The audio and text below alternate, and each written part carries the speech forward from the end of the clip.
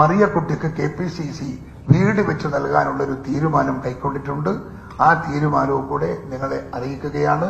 ഒരു 2 മാസം കൊണ്ട് ആ വീടിന്റെ പണി പൂർത്തിയാക്കി താക്കോൽ ദാനം നിർവഹിക്കും എന്ന് ഞാനിവിടെ നിങ്ങളെ അറിയിക്കുകയാണ്.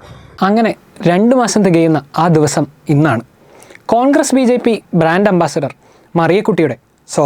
ജസ്റ്റിസ് മറിയക്കുട്ടിയുടെ വീടിൻ്റെ പാലുകാച്ച് KPCC പ്രസിഡന്റ് സിംഗം സുധാകരൻ നിർമ്മിച്ചു നൽകുമെന്ന് പറഞ്ഞ പുതുപുത്തൻ വീടിൻ്റെ പാലുകാച്ച് താക്കോല് നൽകി മറിയക്കുട്ടിയെ ഗൃഹപ്രവേശം നടത്തി കൈപിടിച്ച് വലതുകാൽ വെച്ച് കയറ്റേണ്ട സിംഗം അങ്ങ് അമേരിക്കയിൽ സുഖചികിത്സയിലായിപ്പോയി.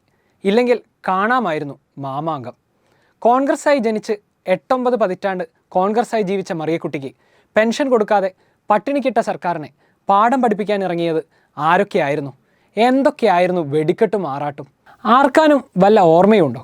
വാചകമടി പബ്ലിസിറ്റി സതീശൻ, പിന്നെ നമ്മുടെ പഴയ ഉസ്മാൻ ചെന്നിത്തല, സാക്ഷാൽ കുമ്പക്കുടി സുധാകർ ഗർജൻ ജി, കോൺഗ്രസ്സുകാരുടെ വക ചട്ടി, പിന്നാലെ പുത്തൻ ഉടുപ്പ് മുതൽ പണക്കിഴിയും കടന്ന് പുത്തൻ വീട് വരെ. പതിയെ BJP റാഞ്ചിയ മറിയക്കുട്ടിക്ക് ഉപഹാരവുമായി ഷിറ്റ് ഗോപിയണ്ണൻ മുതൽ മുഖ്യ യജമാനൻ നരേന്ദ്ര ജി വരെ എന്തായിരുന്നു ആഘോഷം? സർക്കാരിനെയും കേരളത്തിൻ്റെ മുഖ്യമന്ത്രിയെയും തെറി വിളിക്കുന്നത് കേട്ട് കോൾമയിർ കൊണ്ട് കുന്നും മലയും താണ്ടി മാപ്രക്കൂട്ടം.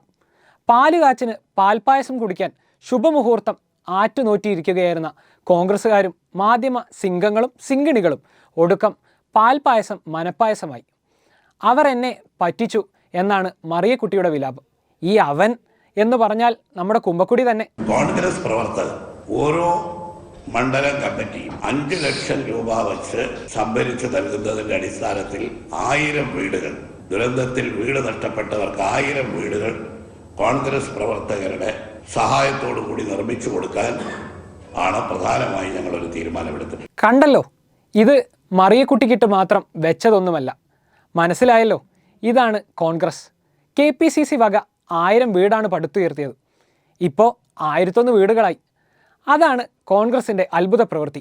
അവർ ഒന്നിനു പുറകെ ഒന്നായി അങ്ങനെ പടുത്തുയർത്തും. ആർക്കും കാണാനാവില്ല.